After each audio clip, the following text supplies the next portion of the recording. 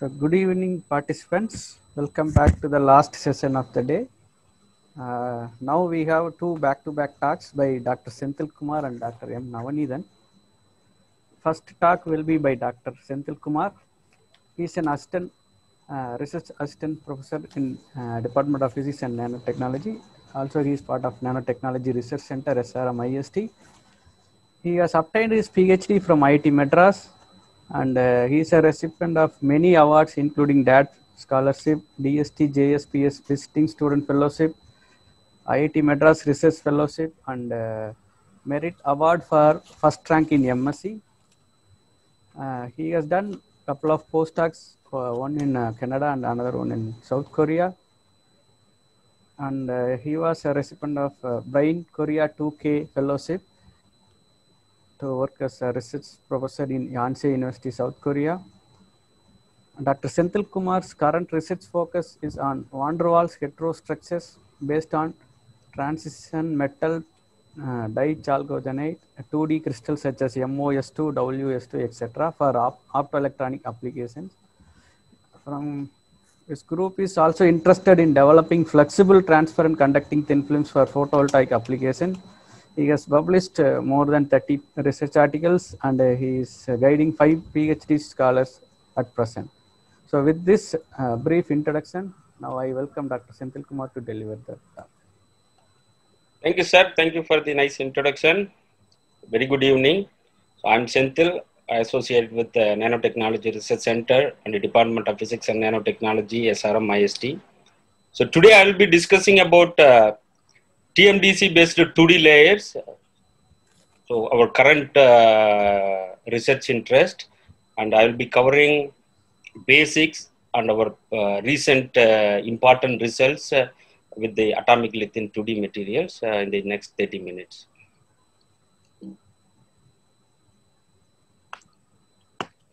Okay, very quickly, I would like to introduce my group.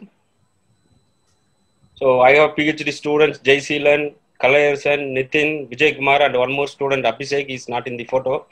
So they are all contributing to this 2D material group. And the results today, what I'm going to present is the collective effort of my all the groups. So on behalf of my group, I'm presenting these results. And our group is majorly funded by SCRB, DST India. And we also had generous support from SRM IST. So I'd like to acknowledge both the funding agencies. So our laboratory is located in Sir C. Raman Research Park at SRM IST. So you can visit my lab anytime. Okay, to start with, so before going into the details, let me spend a couple of minutes on very basic aspects of 2D materials. Because the word 2D material is actually more general. So it's sometimes misleading also. For example, the basic definition of 2D material is actually, 2D material means it's a thin layer of material, right? So when the electron moves, it can only move in a plane. So the vertical direction is actually confined. So the confinement varies from 1 Armstrong unit all the way to few microns. So based on the confinement, we have to subclassify this 2D material into several categories.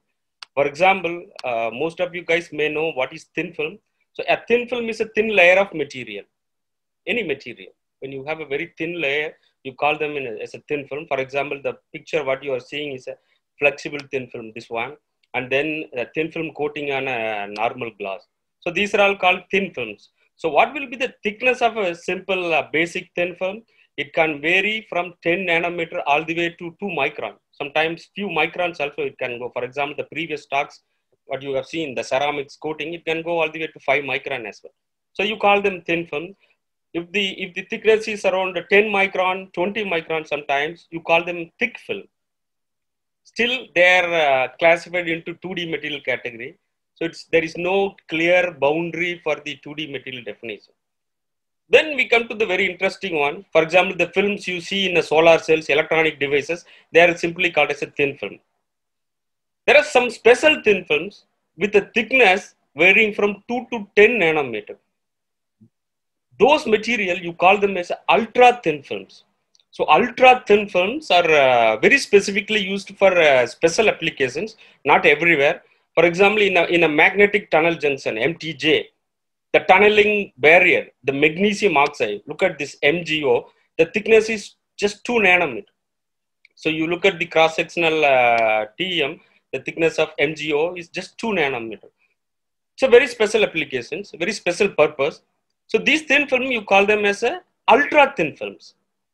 All right. Now you still reduce the thickness. You have some special class of 2D layers with the thickness varies from 0.5 nanometer to 2 nanometer. So 0.5 nanometer is almost 1 atom thick, right? Because a size of an atom varies in a few tens of Armstrong unit. So let us say 50 Armstrong units. So you call them in a 0.5 nanometer. Those thin films are very, very special. You call them as atomically thin films. So very interesting. So you have a different classification. So these atomically thin films, the best example is graphene. What is graphene? You take a graphite and 1 atom thick of carbon layer is graphene. So the thickness of graphene is 0.5 nanometer. There are several materials I will show in the next few slides. For example, the molybdenum disulfide. The thickness of molybdenum disulfide is 0.7 nanometer. So you have molybdenum and 2 sulfur atoms. So molybdenum sandwiched between 2 sulfur atoms. The whole thickness is 0.7 nanometer. These material, you call them as atomically thin films. So you need to be very careful when you say 2D materials. What kind of 2D materials are we talking about? Are we talking about normal thin films or these atomically thin layers? But somehow traditionally, all those materials are put into same category of 2D materials. But we have to distinguish between the atomically thin films and normal thin films. So you call them as atomically thin 2D material. That is the best way to distinguish this ultra thin films, atomically thin films. Okay, all right. So what's all about this 2D layer? The 2D material, what I'm going to discuss today is only this atomically thin layers with the thickness varies of 0.5 nanometer to 2 nanometer. That's all. So what's all about this 2D material? Why all of a sudden these 2D materials are very interesting? Let us start from very basics. The material which we know for 100 years. The best material is graphite, right? So it's a 100 years old material, graphite. Every day-to-day life, we use graphite for several applications. For example, your pencils, or even in your battery as a material, right? Several places we use graphite. Boron nitride. Again, boron nitride is a well-known ceramic material for more than 5 decades. People have been using boron nitride crucibles and other ceramic material. Then other category, transient metal dichalcogenates, for example, with the common formula MX2. M represents any transient metal. X is a chalcogen. For example, if M is molybdenum and X is sulfur, then you have MOS2. Again, this MOS2, don't think that it's very new material. It's again age-old material. People have been using MOS2 as a lubricant several years, several tens of years. Then all of a sudden, why these 2D materials are suddenly interesting? If they are very old, how they are novel? The novelty comes the way you prepare this material. For example, this graphene, I stick this graphene with a scotch tape. With the scotch tape, I just peel the scotch tape. Same thing for the MOS2 and boron nitride. So I just stick a tape on the scotch tape on the graphite or MOS2, peel off few layers. So it looks like this. It looks like this. So I put them under microscope, optical microscope. Then it's interesting. You see graphene. I have few layer of graphene. So the thickness of this layers when I see under optical microscope varies from 0.5 nanometer to few nanometer. Same thing for the hexagonal boron nitride and MOS2. the properties of this material are completely different compared to their bulk counterpart. I have prepared the graphene from graphite. When I make a graphene, one monolayer, one carbon atom thick of graphene, the band gap is zero. Both valence band and conduction band meets at one point. There is no gap. It's called Dirac material. This material is called as a Dirac material. Same hexagonal boron nitride is a well-known insulating material. The monolayer. Molybdenum disulfide, it's more interesting. The band gap of the bulk material is 1.3 electron volt with the indirect band gap. When I peel off one layer from this bulk crystal, it looks like this under optical microscope. Look at this smaller area in the square. So it's in the magnified view. The thickness is 0.7 nanometer. So when I make a 0.7 nanometer layer from the bulk, the properties are completely different. The band gap increases from 1.3 to 1.8 electron volt. And more interestingly, it turns from indirect band gap to direct band gap. It's a semiconducting material, direct band gap semiconducting material. It's very good conducting. So they show excellent electronic properties. Of course, the photoluminescence, they show high quantum efficiency, excellent optical properties, excellent electronic properties. Graphene is one of the well-known material which has a very high thermal conductivity, closer to that of diamond, even higher than that of diamond.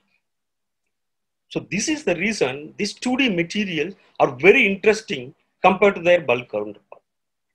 So these materials are easy to peel off. Like you tear one paper from your textbook or notebook. Very easy to remove, right? Same way, you can easily remove this one layer from the material. The reason is that they're all bound by van der Waals bonding. Very small cohesive energy. Very easily you can remove the layers. So these are all called as van der Waals materials, 2D layered van der Waals materials.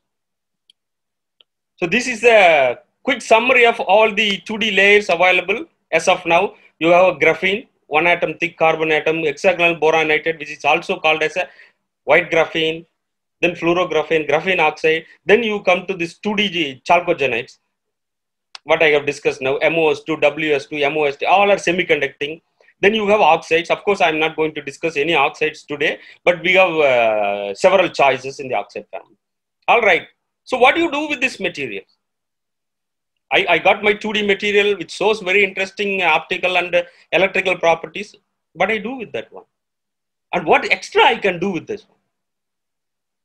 Since they are all van der Waals material, the bonding between two layers is simply van der Waals. You can try to create artificial, unconventional heterostructures. How I do it? I take some X material, I put the Y material, again X material, Y material, or Z material, different combinations. Look at this one.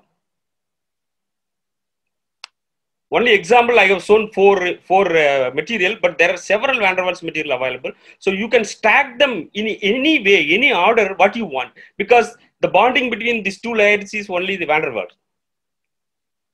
So in the different combinations, countless combinations, you can actually create a library of van der Waals heterostructures. So what do you do with that one? These different interfaces, these different band structures create new physics.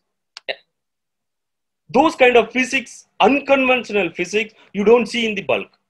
So that's when these 2D materials are very interesting and fascinating to work with. So you can make unexplored device structures which gives unexplored properties, unconventional properties. You see, this was a very beautiful HRTM image of this van der Waals hetero. It's actually multiple heterostructures, which gives an excellent optical property.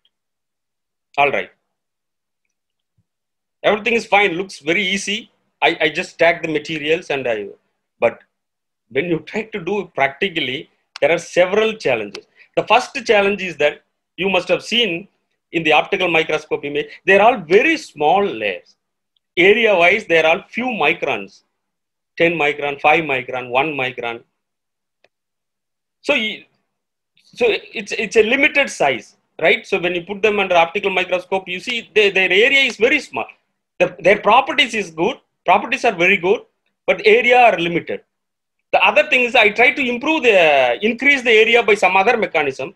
I can make this material using some other chemical approach like a CVD process, which I will discuss later.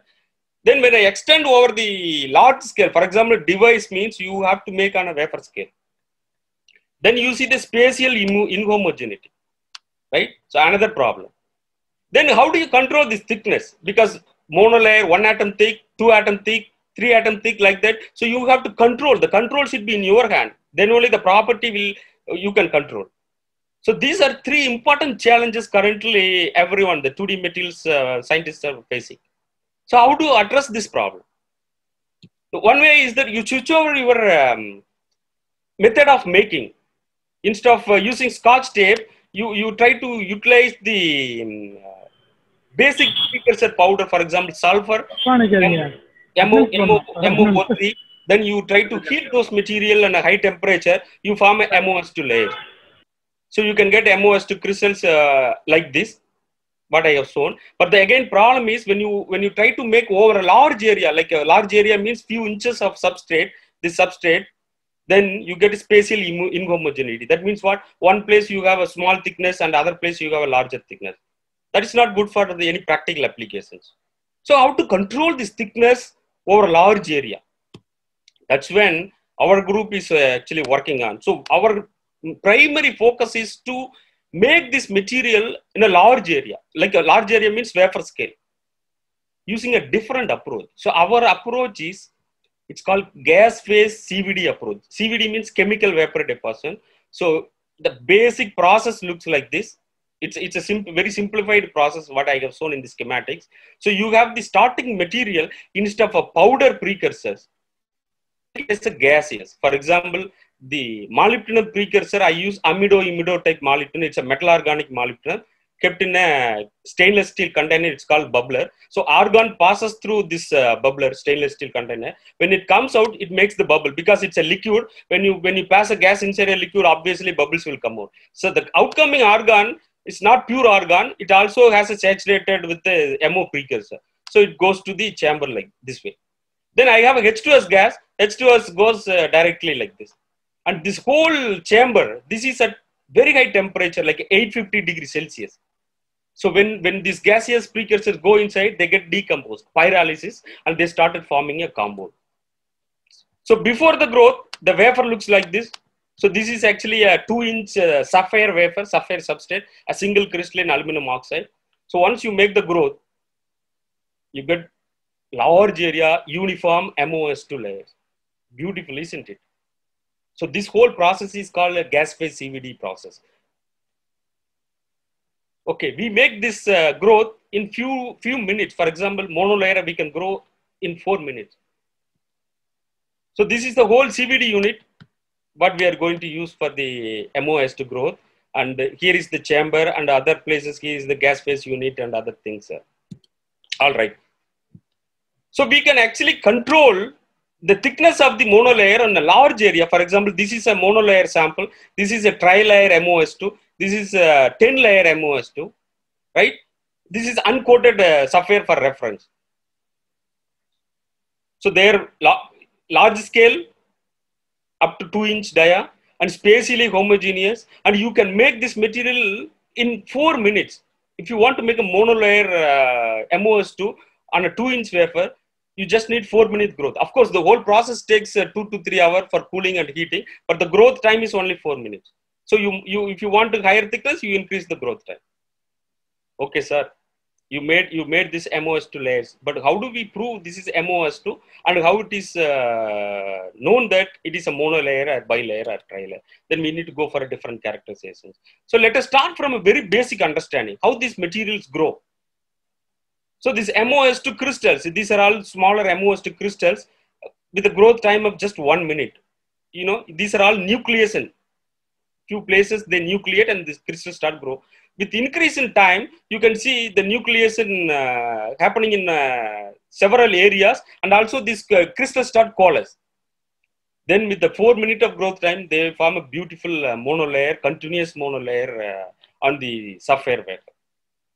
All right. So how do we know their MOS2 And how do we know they are monolayer or bilayer or trilayer? See, unfortunately, as I mentioned in the first slide, these are all called as atomically thin monolayers. So you cannot use XRD. X-ray diffraction is not suitable for this one. You cannot see anything from XRD. So you have to go for another technique. Always nature helps us if there is a one stop and the other door is open. So you have Raman spectroscopy.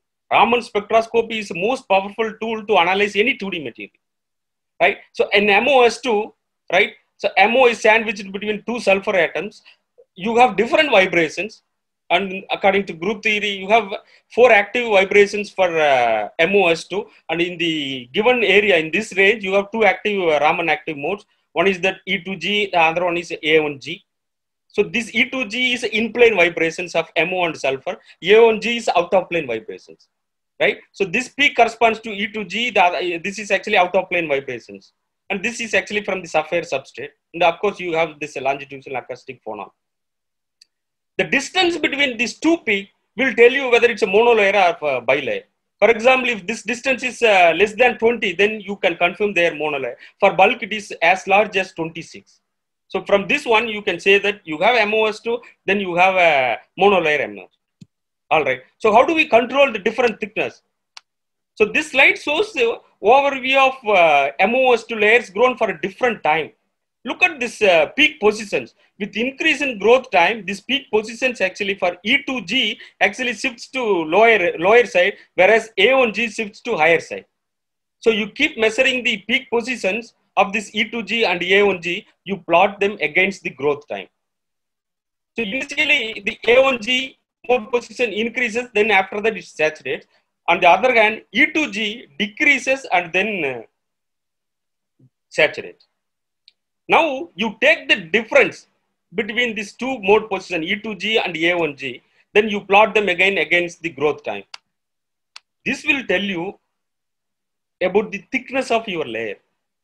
So this difference, delta omega, E2G minus A1G mode positions, will directly tell you what is the thickness of your layer. So we could very precisely control the thickness of the layer from monolayer all the way to 10 layer. See, the bulk, CVD bulk means the properties of the material approaches bulk. So thickness is around 10 monolayer thickness, which is close to around 5 nanometer. So once you reach 5 nanometer, then they are reaching the properties of the bulk crystal. So you plot the thickness with the growth time very beautifully. It varies linearly. So for 4 minutes, you get monolayer, 8 minutes, you get bilayer, like that. For 20 minutes, you get a 5 layer thickness. Then we confirm the thickness with the other techniques like AFM. You can scratch the sample, you can do AFM. With the step height, you can measure, exactly matches. So this technique, CVD process, gas-phase CVD process, allows you to control the thickness very precisely. The another point I said, spatial homogeneity. How do you confirm the spatial homogeneity?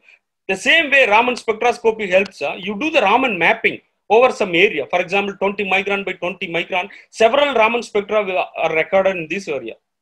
Each pixel we record. So this is E2G position and A1G position of both monolayer and bilayer. Then you take the difference in E2G and A1G, you again plot it. You see this blue color corresponds to 20 to 19. So in the entire area, you see monolayer. Same way, this green color corresponds to 21. So 21 corresponds to actually bilayer. So the entire area is actually a bilayer film. So this is when you actually confirm the spatial homogeneity. But one difference is that these are all again smaller area. So we need to confirm over the entire wafer. So what we have done is that we have recorded Raman spectra in several places of sapphire wafer, then calculated this delta omega, then we have plotted against the position on the wafers. You see, they all falls in the same band. So that means for monolayers, all the places you get monolayer. Bilayer sample means all the places you get bilayer sample. That means throughout the wafer, we get the uniform thickness. That is very important for practical applications. All right. So you also need to check their optical properties. These are the optical absorption measurement. So when you have the semiconductor material, the valence band most of the time splits into 2 or 3 levels because of the crystal field and the spin orbit coupling. In MOS2, it splits into 3 levels. So when the, for example, this is a valence band of the MOS2. and this is the conduction band of the MOS2. When the hole is participating from the A valence band, you call them A exciton. When the hole is going from B valence band, you call them B exciton. So you have a different positions. So with increase in growth time, you see the peak positions actually shifts. That means their absorption energy actually changes. So their band gap value changes with the different thickness. So that is one tunability of the optical property of this 2D material. Very interesting. Same way, the photoluminescence measurements also done. The photoluminescence of monolayer is very strong, but when you increase the thickness, quickly the photoluminescence intensity drops down, because only monolayer is a direct band gap, the bilayer, trilayer and all indirect band gap, and the quantum efficiency falls down rapidly. Since they are all on sapphire wafer, you need to check their electrical properties. So we have made a CTLM pattern, circular transmission line measurement pattern, to check their electrical properties, and we have measured their contact resistivity. It's slightly higher in the side. Okay, I was talking about Raman spectroscopy, which were recorded at 532 nanometer. You need to look what laser you are using for the excitation. When you record Raman with the 532 nanometer excitation, you see simple peaks. But the same samples you put under 633 nanometer Raman, you see multiple peaks. The band gap of MOS2 is very close to 633 nanometer. So what happens is that the electronic energy levels coupled with the vibration levels. So these are all called resonant Raman spectroscopy. Anyway, I'm not going to discuss this further. I would just like to highlight this one. So the samples which were grown on the SiO2 substrate, we have actually made devices. It's called field effect transistor devices. You must have studied in your basic BSc or MSc classes. Field effect transistor characteristics, and we have measured the mobility. The mobility is slightly lower side. We are trying to understand the mechanism. One possible reason is that the grain sizes, what I have shown in the couple of slides earlier, are very small, around 200 to 300 nanometer. Maybe by improving the grain size, we can actually improve the mobility value. So my student is working on that aspect also. I was talking about MOS2 growth. Same way, we have also grown WS2 with the different thicknesses. Because of time limitation, I have not shown that one. But one quick interesting results I want to highlight with you guys. I have MO source and I have a W source. What about passing both the sources with the different composition values simultaneously? So you make alike, right? So we can grow MOS2, we can grow WS2. Why not in between the composition? So we can vary the W concentration from 0 to 100 in MOS2. This gas phase precursor approach, also called as a MOCVD approach, is the best to precisely control the precursor concentration. So this precursor, we can vary from 0 all the way to 1 in a very precise way. That can be demonstrated using this slide. You see the optical properties of this MOWS to ternary alloys, we could control very precisely by varying this W concentration from 0 all the way to 1. The band gap of the values and the emission properties, we could tune all the way from 1.86 to close to 2 electron volt. So roughly around 180 milli electron volt energy levels, we could tune this emission and absorption properties. For example, the MOS2 shows the energy level of 1.85, whereas the WS2 shows close to 2 electron volt. And in between combinations, we have showed in the different energy level. All right. So it's a quick summary. Using gas phase CVD approach, we could able to precisely control the thickness of MOS2 layers over a wafer scale. At this moment, we could able to do on 2 inch. Of course, by adjusting the reactor geometry, you can even go for 4 inch, 6 inch as well. And these layers show excellent optical properties. With the MOWS to ternary alloys, we were able to precisely tune the optical emission and absorption spectra. However, we have not done our job because there are several challenges, and our own perspective is we have to really control this grain size. This gas phase CVD approach somehow produces smaller grain, so they actually control the electrical property. So we are actually very intentionally working on to control the grain size of this MO and MOS2 and other materials. other interesting thing is that you have gas phase CVD, so you can actually make MOS2, WS2, MOS2, WS2 in situ vertical van der Waals heterostructures. That is another interesting area which I have not discussed here in today's talk. Without breaking the vacuum, without opening the chamber, you can do this multi-layer stacking. That is another advantage of this gas phase CVD. We are actually focusing on that one. So with these two aspects, I'd like to conclude, and I'll be happy to answer if there are any questions. Thank you. Yeah, thank you, Dr. Senthil Kumar. It was a really wonderful talk. Participants, now the session is open for questions. So you can interact now.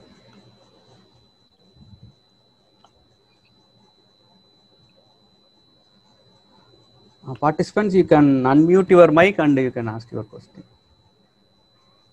Senthil? Yeah, yes, sir, please.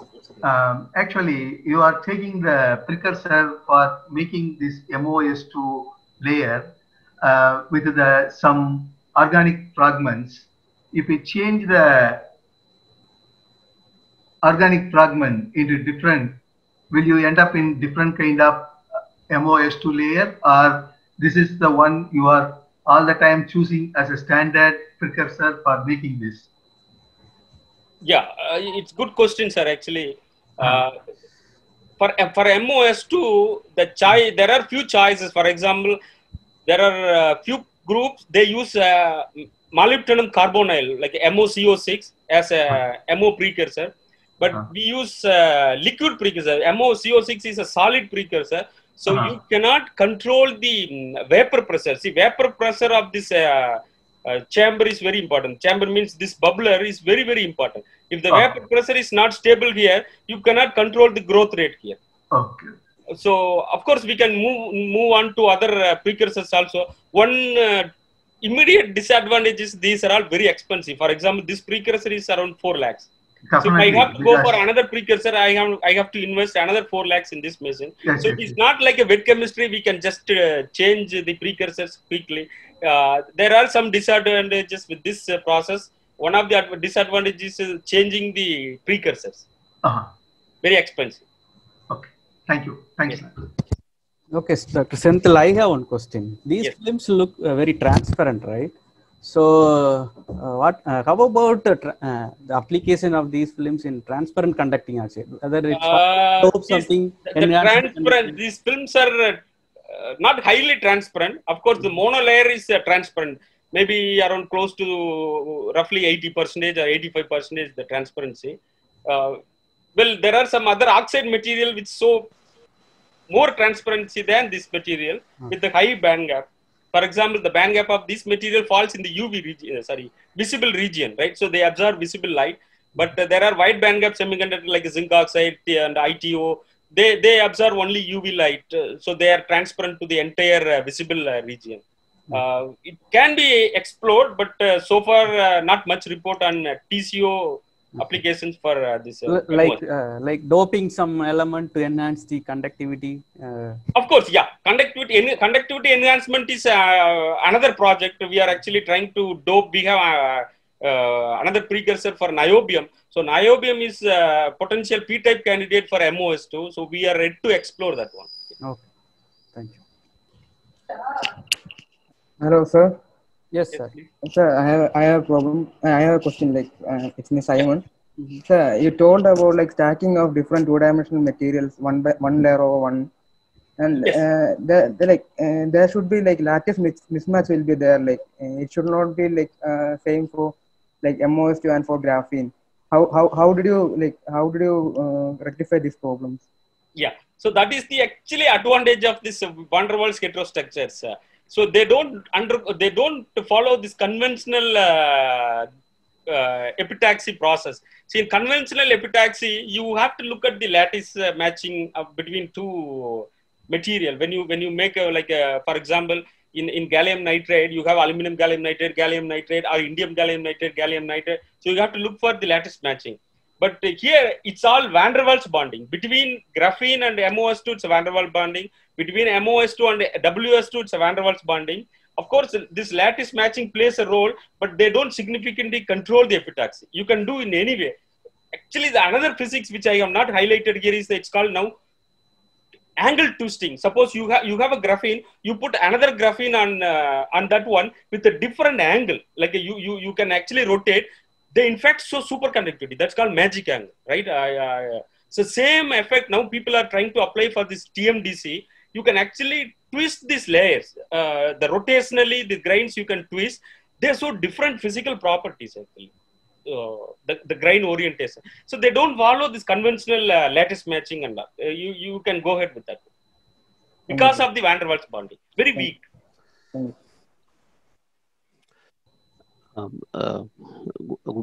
Good afternoon, sir. This is Rani here from Mechatronics Department, SRM IST. Yes, sir. Actually, I was going through that SWNT, single walled carbon nanotubes. That setting, I've seen a lot of the transparency is very high, it seems. So, can we use SRM IST facility to develop that material, single wall nanotube material? Yes, carbon for nanotube. high transparency material. This processing method, even though they are very good, very fascinating, as I said to Dr. Senthil Andavan, the precursors, which are very expensive. So if you, for example, if you want to grow WS2, you have to get another W precursor for this one, and which is another around, it may take another 10 lakhs. So same way, if you want to grow carbon nanotubes, you need to entirely modify this chamber. So carbon nanotube cannot be simply grown using this method.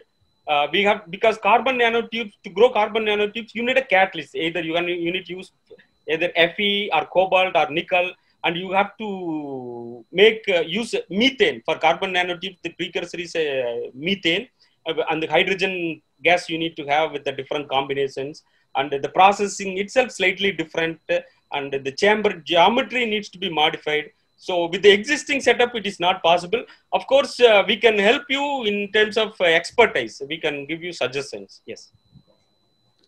Okay. So thank you, sir. Maybe I'll discuss with you offline. Yeah, sure. On this topic. Thank you so much. So there is one question in chat box. Why the shift happens in Raman when we decrease the number of layers in 2D materials? Well, it's a very good question. See here, the shift. It's again very basic physics. See, when you have a single layer, let us look at this one. So when you have only one, this is actually two monolayer MOS2, right? This is one layer, this is another layer. Like that, you keep stacking. So if you have a single layer, it is like a single harmonic oscillator. So it has its own frequency. It's a basic Raman spectroscopy, right? Single harmonic oscillator. So it has its own mass and frequency. When you have one more layer, on top of that one, they're actually coupled. They're not independent oscillators. Now they're actually coupled oscillator. For example, you have a mass with the spring, and you have another spring with mass. Now you both couple it. So the frequency of both of this coupled mode is different than the independent oscillators. So when you stack the layers, what is happening is that the interlayer coupling comes into play. That actually indirectly applies for the force constant of the frequency, right? The frequency simply omega is square root of k by m. The k force constant is actually affected by the interlayer coupling. So that is why your frequencies, the mode positions are changing when you increase the layer thickness. Of course, there are another answers for that one, but this is very basic way to understand. Okay. Any other questions? Sir, hello. Yes, please. Sir, this is Madan. Yes, please. Sir, I have one question. For absorption spectra. When you are increasing that layer, means monolayer to bilayer. Yes. As you told, when you increase that, what I got to say, that layer, it will change to direct to indirect bandgap like that you have explained. Can you explain that, sir? How to it will change? No, directly from this absorption spectra is not complete spectra. It's actually a small region. Okay. Generally, for MOS2, when you decrease the layer thickness up to bilayer, the band gap is indirect band gap. But when you go to monolayer, the band gap is changing from indirect to direct, because see, again, it's the same way what I explained the Raman spectroscopy. When you decrease the layer thickness, your inter-layer coupling is decreasing, changing. Your actually dielectric screening of the material is function of thickness up to some thickness. Then it goes to bulk value. The dielectric screening is decreasing when you decrease the layer thickness. When you approach the monolayer, the indirect band gap and direct band gap, you have to see your band structure calculation. You have to look at the band structure. From that, you are saying whether it's a direct band gap or indirect band gap. So what's happening is that this MO3D orbitals overlapping. Those are affected by your dielectric screening. So when this dielectric screening is decreasing, the monolayer, that is the least. So this d orbital overlapping is changing.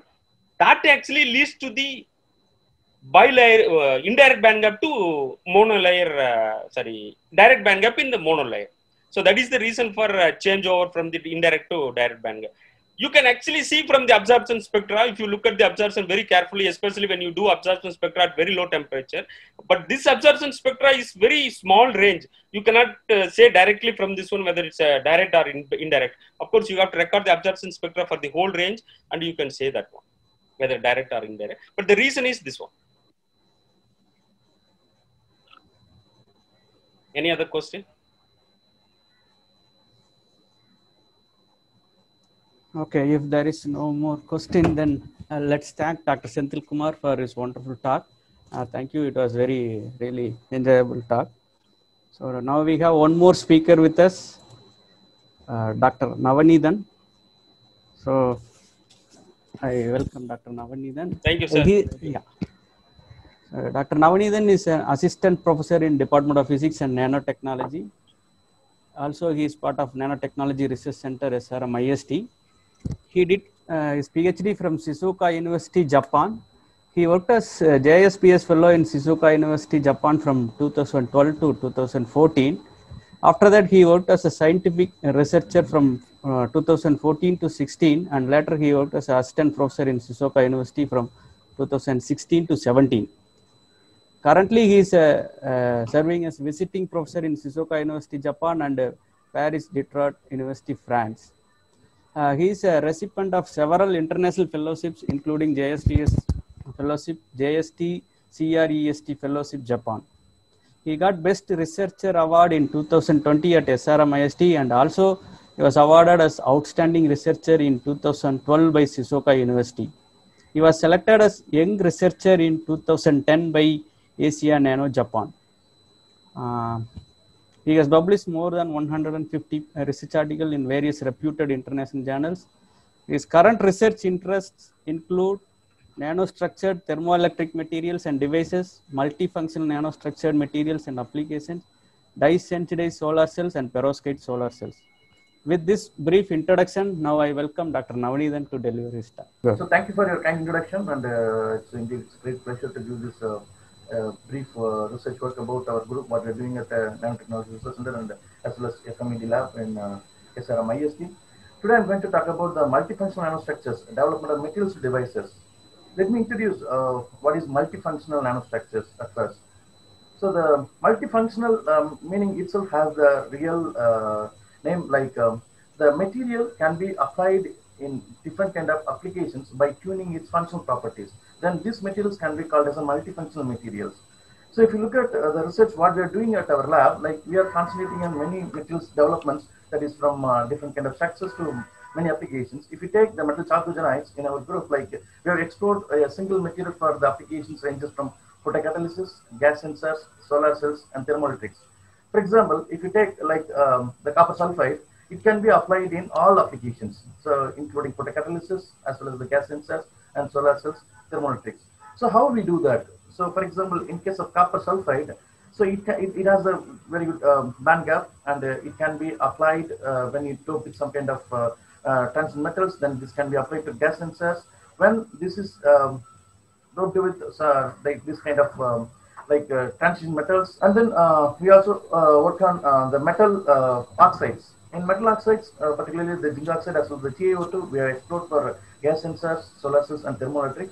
In for example, TiO2, particularly for DSSC, we achieved around about 10%. And in the case of zinc oxide with silver, we have achieved the room temperature gas sensing mechanism, and it has given the very good response for gas sensors. So the simple material of zinc oxide is given all kind of applications.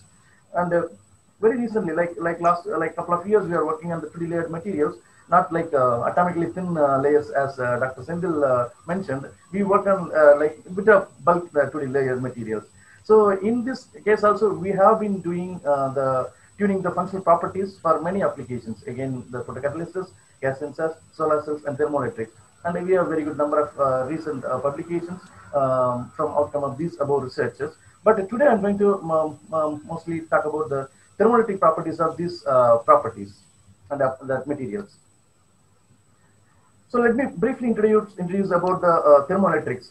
So thermoelectrics is not new. It was like way back. It was started in 1960. As you know that the energy demand is increasing globally due to the industrialization as well as the household demand. So if you look at the development of the energy devices ranging from the fossil fuels to solar cells, wind energy, thermal energy, and so on. However, still we need to achieve more energy requirement for the needs. So one very good device is the thermoelectric device. Why the thermoelectric device is very important? Because as you know that due to the industrialization, we have many industries. For example, if you take the thermal plants, they have the temperature range from 40 to 1200 degrees C. This heat is liberated, simply it's wasted. And if you take the steel industry, they have the temperature range around 40 to 600 degrees C. And if you look at automotive industries and normal cars and many items, so they wasted the heat like anything. If you look at the scenario or the research statistics, the amount of the waste heat is around 60%. Only the 35% of the heat is really utilized again. So this 65% of the heat source is a really huge source for generating the electricity. So the thermal energy is being converted to electric energy, that is called thermoelectric devices. So how does it work? Basically, the thermoelectric devices works based on the Seebeck effect. So when you connect two dissimilar metals, and if you apply the temperature difference across the junctions, then you will get the potential difference. So this is how the Seebeck effect works, and based on this Seebeck effect only, the thermoelectric devices are functioning well. So, if you want to have a very good thermoelectric material, how you define? How do you identify that this thermoelectric material is a very good material, or does it have the thermoelectric properties? It is mainly based on the figure of merit of a material. So figure of merit of a material is nothing but the S square rho divided by K. The S square rho is the power factor, that is square of Seebeck coefficient and the electrical conductivity, and with the absolute temperature, and then at absolute temperature, what is thermal conductivity. So if you apply all these parameters, you will get to know the figure of merit. If you look at the data, for example, if a material exhibits the ZK over 1, then this is considered to be best thermoelectric material. If it is above 3 or 4, then these metals can be taken up to commercialization. Already there are many materials are available for commercialization, like prism chloride and many others. And if you look at the properties of the interdependent properties of the materials, for example, as I told, the power factor as well as thermal conductivity, there are interrelated matters. If the thermal conductivity is high and if the Seebeck coefficient is low, then you cannot get the good CT. So if you look at the scenario for metal as well as the semiconductor insulators, if the material is having the carrier concentration of 10 to the power 20, then we can get the high power factor. Particularly for semiconductors, it is very good. We can have the power factor at a high range in the range of 10 to the power 20. Whereas if you look at the thermal conductivity, you see here, for insulators, the thermal conductivity is low, but in case of metals, it is high. So we need to have the optimum range to achieve the lower thermal conductivity. If thermal conductivity is high, then obviously the CT will go down. So if you wanted to have a high figure of merit, one has to have the optimum amount of the thermal conductivity. That means thermal conductivity should be low. That thermal conductivity, if it is low, then only we can achieve the high figure of merit. But how it is not easy to achieve these two parameters because both are compromising factors. So if you look at the factors, how to enhance the Seebeck coefficient. For example, we call it the energy filtering effect. So in particularly, for example, the movement of electrons in a grains, we have shorter wavelength of electrons and longer wavelength of electrons as well as the phonons. These both are same. And in case of For example, if you look at the energy barrier, here we can control the mid-range electrons and the high-range electrons, as well as the phonons as well. So if you can have the high energy electrons, then your conductivity will increase, so that you can get the high Seebeck coefficient. And if you look at the all-scale hierarchical nanostructures, here you have to have the grain boundaries. More number of grain boundaries is good for lowering thermal conductivity. If you have more grain boundaries, what will happen? The scattering takes place at the each of the grain edges. If you don't have a grain, then you need to include some kind of inclusives, either by precipitates or some kind of nano inclusions or point effects. So these three parameters, like grain boundary, nano precipitate, or point effect, will eventually lower your phonon scattering. That means it enhances the phonon scattering, so that it will lower the thermal conductivity. So obviously, if you can create the energy filtering effect as well as the low thermal conductivity, then you can get the high ZT. In addition to that, we can have the modulation of doping. As you know that in semiconductors, doping is one main parameter to increase the electrical conductivity. So it means that the electrical conductivity can be done only by doing the modulation of the doping. So you can have many transition metals or well good materials can be act as a dopant to enhance the electrical conductivity. And the next one is the phonon liquid electron crystals, where it behaves like the transitional as well as longitudinal of the phonons as well as these electrons. So in that case, we can lower the thermal conductivity by and large, so we can increase the Seebeck coefficient. So these all parameters we have taken into account, and then we have been applied these things into our research. If you look at the history, it was started way back in 1950, as I mentioned earlier. So here they have started to realize the ZT of the materials. However, so very recently, like last couple of years, we can say like the last 5 years, the thermoelectric research is in the peak. Almost, if you look at the materials, for example, these are all the materials listed in the N-type thermoelectric materials, and these are all the P-type materials. And however, one has to be very careful by choosing the material. For example, their toxicity or their nature or their stability, like that. If you look at the like periodic table, we can choose very peculiarly like what other materials can be used as a thermoelectric material. So this section of the materials, as well as here, it shows very good excellent thermoelectric properties. And if you go for that copper based, as I mentioned, this is a phonon class liquid crystals, as well as this kind of silicon germanium or high temperature materials.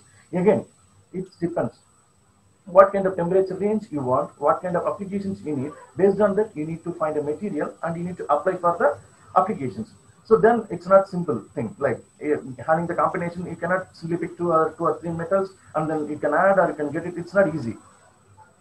So today I'm mostly going to cover the 2D layered materials. For example, if you like SNSE, MOS2, bismuth diselenide, as well as silver based selenide materials. So if you look at the SNSE, so they have the anisotropy in nature, as well as their band gap is 0.8 electron volt. So this makes this can be applied in high temperature range, as well as anharmonicity. Anharmonicity is a very important parameter in the thermoelectrics, so where we can play with the oscillations of these phonons as well as the electrons. So where the lattice shrinkage also takes place, so that the momentum vector can be adjusted. And if you look at the history of the MOS2 on the thermoelectric research, it also has the van der Waals gaps where that we can fill or you can create that nano inclusions or the defects very easily. And if you look at the band gap tunability, it is very easy. So if you tune the band gap, then you can change the range as well as you can change many things. And this is the value degeneracy. This also plays an important role there. And if you look at the bismuth 2, like Ba2Se3, it is a well-known topological insulator as well as the quintupole layer. It is something different than the layers which is from MOS2, because the quintupole layer means you can have the 5 or 6 layers together and they have the weak van der Waals interactions again. So this makes this Ba2Se3 is a very good thermoelectric material. And the next one is that AgSpSe2, where this Cronin factor is affected as well as the Lowenthal. These two factors affect the thermoelectric properties much. If you can tune these two parameters, you can achieve high figure of merit. And the Platt VBM also makes the materials to play much in the thermoelectric properties. So by having these materials, we have aimed to study their thermoelectric properties like Seebeck coefficient as well as thermal conductivity, and finally we have measured the ZT of the materials. So let me move into the detail of our research. For example, this particular research shows us that the polyaniline composites with the MOS2. For example, this is a very simple hydrothermal procedure where we adapted the temperature of 180 degree and 24 hour of growth. Then we tried the powder and in a normal oven, and then we annealed this powder at 473 Kelvin under argon atmosphere. Finally, we have made the pellet by cold press techniques and by the desired dimensions. If you look at the XRD patterns, this is the precision MOS2. It is well matched with the standard CCPDs of the MOS2.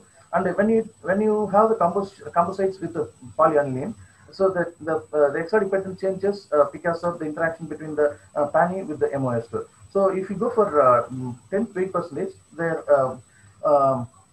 characteristics totally changes because polyaniline, you know that it is not an crystalline metals amorphous. Again, the MOS2 and the polyaniline interaction makes this XRD pattern like we will be able to detect any peak. So, but however, the 5-8% shows the both characteristics of PANI as well as MOS2. And again, we have confirmed the things with the XPS as well as HRTM, the interaction of PANI as well as the PANI as well as MOS2. If you look at the pristine MOS2, we have observed that layered structures with like thin layered structures, and their lattice parameter is well matched with the standard value of the T002 plane of the 0.062 nanometer. It's exactly confirms that we have obtained the MOS2 nanosheets.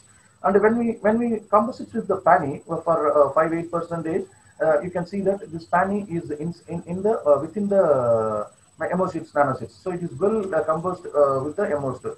So our chemical approach is successfully obtained the PANI with MOS2. And these are all the interactions. For example, this PANI has the lone pair electrons from the nitrogen, and it interacts with the sulfur. So these two have the bonding nature, so that we can have the composites of MOS2.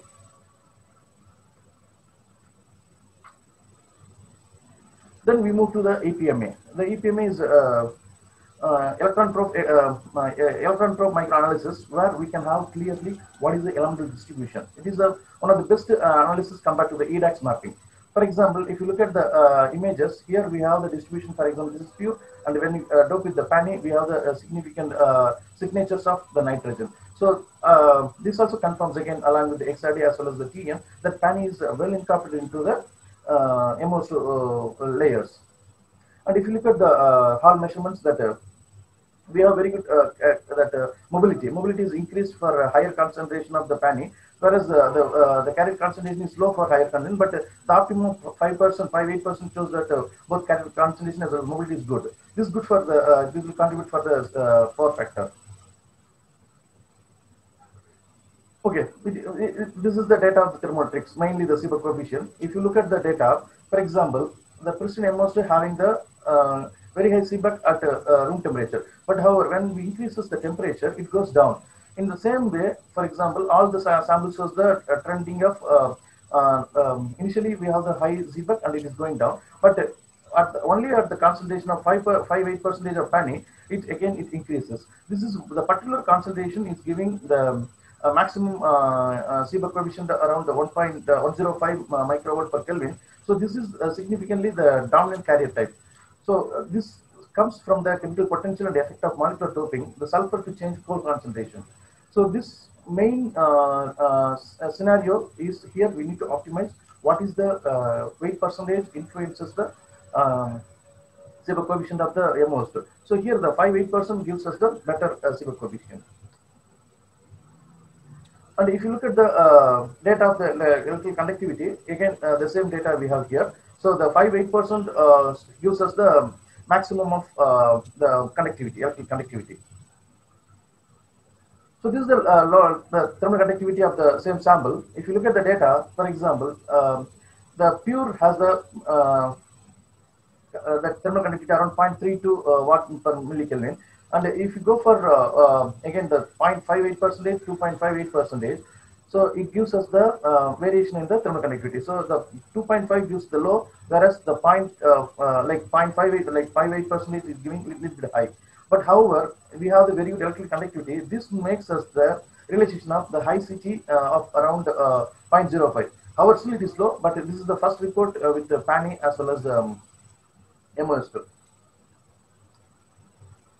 And another approach we have made to in, the MOS2 with alpha MO3. This one we have realized the MO3 formation by chelating the EDTA in the hydrothermal route again. So this MO3 formed via the EDTA, that is the tendered ligand, which we use to interact with the molybdenum sources. So this makes us the MOS2 in the alpha MO3 form of like composites. Again, this is the basic characterization that we have confirmed that the formation of MOO3 as well as MOS2 in the sample S3, and we have done all the basic characterizations like XPS and what happened to the peak positions of MO when we have the MOO3 as well as MOS. So we have a significant change in the oxygen as well as the sulfur peaks of the MOO and MOS2 sample. And in Raman also we have confirmed that the interaction between the MO and the MOS2 is there. And this is the real observation of the distribution of the MOO3 in the MOS2. For example, if you look at the graph, that the 10 micrograph, we can able to see that clearly we have some kind of structures which is incorporated into the MOS2 samples. For example, this is the elemental distribution which is observed by the STM, scanning tunneling electron microscope. Here we have the clear distribution of the oxygen throughout this kind of rods and flower structures. So this clearly tells us that this MOO3 is throughout the sample uniformly disclosed in the MOS2 matrix. Again, if you look at the electrical conductivity, the samples with a different kind of concentration of MOO3, we would be able to tune the electrical conductivity. So this is, as I already told you, here the energy filtering is taking place. So the shorter wavelength, that phonons are also filtered, the electron also filtered. So it means that the optimum concentration of MOO3 gives us the good electrical conductivity. Anyway, I'll straight away go to that ZT of this work. For example, if you take the sample that S2 is giving the maximum ZT, this is the record figure of merit of the MOS2 MOO3 composites. And here, so how we would be able to get this high ZT? So because, as I already mentioned, this grind boundary as well as the edge effects plays always in lowering the thermal conductivity. Because lower thermal conductivity and high electrical conductivity, we can able to achieve the high ZT. And as already mentioned, the power factor enhancement should be done by the doping strategies. For example, here we have again made the MOS2 by hydrothermal method. Here we have used the copper as a dopant. In this case also, we have a significant effect of enhancement in the electrical conductivity. For example, this is the characterizations for XRD as well as TEM. In the XRD, we have confirmed that the MOS2 is formed very clearly, and then when we add the copper in different concentrations, we have a very clear effect in the peak positions of 002 plane. That means the CU distortions in the lattice is observed, but however, we did not detect any peaks for the CU. So this means that the CU is placed as a dopant in the MOS2 lattice. And this is the changes of like HRTM images. Here we can see that the morphology remains same for in all the concentrations. And here this is the EPMA elemental analysis. Here we can able to see that the CU is also uniformly distributed over the sample. And again, this is the XPS spectra to confirm whether the copper is incorporated as a dopant. Here we will be able to the very weak signal of copper in all the samples. For example, here we have the CuTp3/2 in all samples. So this means that this is very much incorporated into the lattice of the MOS2 as a dopant. And if you look at the Seebeck coefficient, the Seebeck coefficient is it's increased for the sample of MC 7.5. So Seebeck coefficient mainly the electrical conductivity is high for the MC 7.5 samples. So the power factor also enhanced. So this means, as I already mentioned, the modulation of doping is very important to enhance the electrical conductivity. And the next work we have done the effect of indium. The indium also one of the well-known the good conducting material. So this is the procedure what we have adapted to synthesis. This is the again solid state reactions, and so initially we have obtained the powder and we have mixed in the crucible and we have kept in the tubular furnace, and then we have annealed for a particular temperature. Then we taken this powder and then we have ball milled for 300 RPM at 24 hours. Then we have made this sample into spark plasma sintering. Because why we need the spark plasma sintering? Again, the densification is very important parameter in the thermoelectric device or thermoelectric parameters. So if you take the material which is cold pelletized, their density is like 10% or 20%. If you go for spark plasma sintering, we can achieve around 95 to 98%. So that makes the spark plasma sintering is a more viable technique to prepare high density pellets of thermoelectric material. If you look at the crystalline nature of the samples, here this is the HRTM images of different composition. For example, this is without indium and with indium. We can able to clearly observe that indium inclusions are there in the lattice of the this one SNSE. So this is very clearly shows that the indium is incorporated via the ball milling as well as the spark plasma sintering method. And also we have studied the thermal conductivity. In thermal conductivity, we have shown that the optimum concentration of sample is giving the low thermal conductivity. For example, let's say it's 0.1 is giving us the very good low thermal conductivity. So it means that one can tune the thermal conductivity by having the this kind of nano inclusions in the lattices. For example, these nano inclusions will really act as a the scattering center for the phonons. And some of the results which we recently obtained, this is as I mentioned, this is silver antimony selenide. This is a very new results. Here also we will be able to lower thermal conductivity. And then, for example, ZT also we have obtained around 0.36 for 600 Kelvin. So this is one very recent report. And then we also have done like some of the studies on the metal chalcogenides. This is the lead telluride. Here we have obtained the copper cubes. Copper cubes structure is very unique for having multiple scatterings. So these copper cubes have the purge effect. That means the reactive ions at the edges and the corners are highly higher than the faces of the cube. So if you look at the images, for example, you can see that step-like structures throughout the samples. Here, for example, if phonon scattering is very high in this case. Here also we have studied, so we have optimized these things by having different kind of reaction parameters. And if you look at the Seeberg coefficient as well as thermal conductivity, so we can have the lower thermal conductivity for the samples S1 and S2, and S2 is a bit high. But if you look at the ZT, the S3 samples have 0.1 of ZT of this lead telluride copper cubes. Because here lead telluride copper cubes also have the lead oxide influences, so that the thermal conductivity also increase as well as the thermal conductivity also decrease, the electrical conductivity is increased. And this one is the P-type copper telluride with the selenium. So these are all the solid solutions. So here we have made this is at a high temperature reaction, so that these kind of things are mainly useful for highly dense pellets. So these pellets are cold presses as well as hot press. So in this reaction, in this research, we have compared both cold press as well as hot press samples. And then we have obtained the good electrical conductivity, and then good ZT of around 0.3. And the density also varies based on the samples.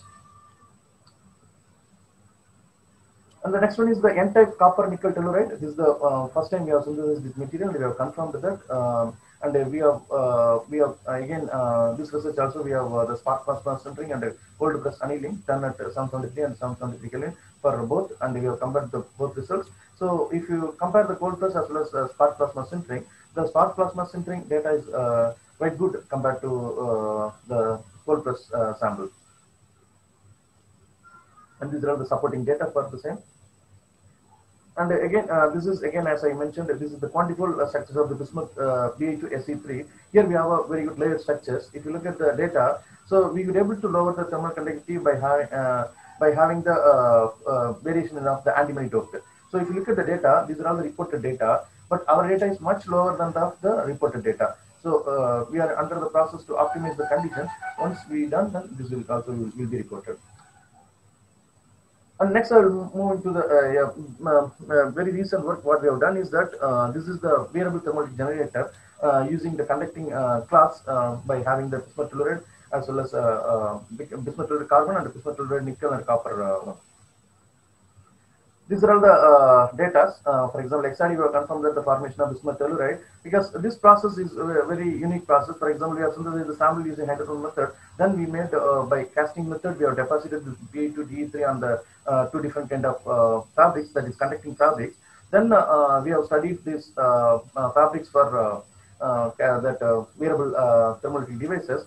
if you look at the figure, like we have made these kind of devices out of this wearable fabric using the PA2, PA3, and we would be able to get the output voltage of like 0.420 millivolt. And this is the mechanism which is behind this. So as I mentioned, the energy filtering is taking place between this conducting fabric as well as the PA2, PA3.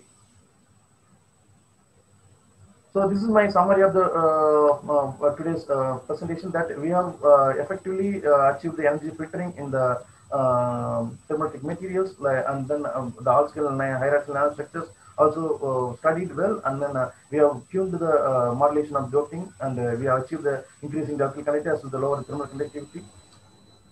And the phonoliquid electron crystals also placed in excellent properties in the thermoelectrics. Thank you. Okay, so thank you, Dr. Navanidhan, for a wonderful talk. So now the session is open for discussion.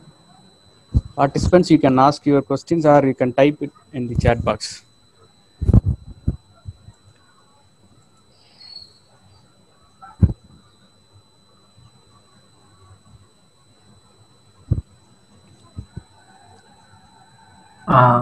May I ask one question about handling the molybdenum source with the thiourea? When you are taking molybdenum oxide with the thiourea, have you ever attempted to change their stoichiometry ratio one way or other way, up or down? Yes, sir, we have done, because for optimization, we have varied this kind of formulations of like the varying the concentration of molybdenum source as well as thiourea source. We have many reactions we have done to optimize the growth. And especially when you are handling the PANI to make the pellets with the molybdenum sulfide, yes, definitely you would have faced some challenges to get the proper pellets, right? Yes, sir, yes, sir, yes, sir. It's not easy, of course. The PANI with the molybdenum sulfide. Yes, sir, yes, it's kind of quite challenging, especially in the weather where there is a lot of humidity around these places. Yes, sir, yes, sir. Exactly. We have faced a lot of problems. So even while measuring the thermal conductivity also, the pellets are not so stable. So we have made many attempts to overcome this issue. All right. Very nice work. Thank Good.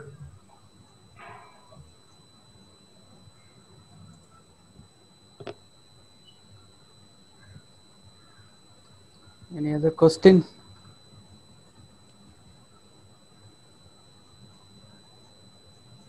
Okay, I have one question, sir. Yep. So, like when you deposit these materials onto fabric, yeah. What about the sticking coefficient, or how they? So they are quite stable. Actually, we have like made the scoring process for like 10 times or 15 times. Like for 1 hour, we do that. Mm-hmm. So they are so stable. But anyway, the peeling of is also there. So we sometimes we also use the binders, or sometimes we grow on hydrothermal method instead of casting. Casting is not so stable compared to hydrothermal growth. In growth, you can have the. Oh, hydrothermal means then you have to put the fabric inside the hydrothermal pump. Oh, okay. But the one what I have told, that is only the casting method.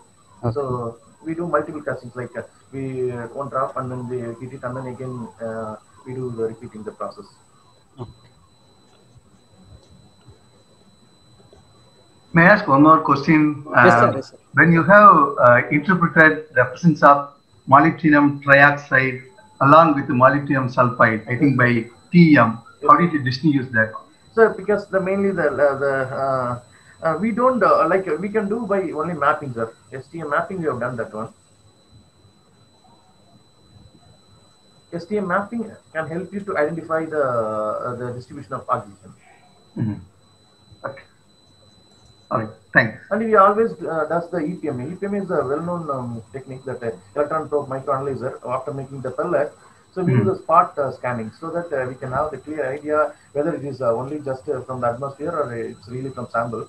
So in EPMA, you will have the very good idea. Okay. Thanks.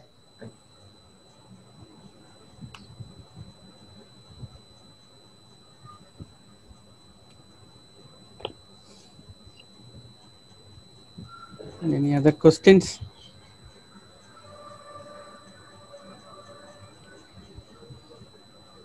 Yeah, there is a question in chat box. Sir, what is the role of valley degeneracy to improve the ZT? Yeah, it's a very good question. So this means that anyway that again this valley degeneracy will play the role in that momentum of the band gap changes also. So if you tune that one again. You will have the temperature range. This valley degeneracy will help us in changing the temperature range so that we can have the variation. Okay, there is another question. How to overcome the toxic behavior to us in wearable application? Again, it is material selection is very important. For example, if you wanted to go for only biocompatible material, then you need to go for oxides. But anyway, there are many ways to control this toxicity. For example, you can cap the material. For example, you can use some kind of ligands to control the toxicity of the material. But anyway, again, it's depends. For example, if you take this material, the tellurium is toxic. So one has to be very careful. Like we need to control that. Okay, so one more question we have. When increasing the temperature, the thermal conductivity is decrease up to certain temperature and then increase. That means the conductivity nature is changes also there. There is a phase transition occurs at the particular temperature. For example, when you have the composites and if you keep on giving the temperature to the samples, then there may be a phase transition or some new kind of material also can form during the annealing. Like that means during the increase of thermal conductivity. Okay, if there is more question, then we can end this session. So let's thank Dr. Navanithan for his wonderful talk. So thank you. It was a really wonderful talk by both Senthil Kumar and Navanithan. So participants, today's session is over with this. Let's meet tomorrow. We have one talk in the morning session and then followed by we have an exit test. So please log in by 9:20 in the morning tomorrow. 9:20, please log in again. Thank you. Thank you so much.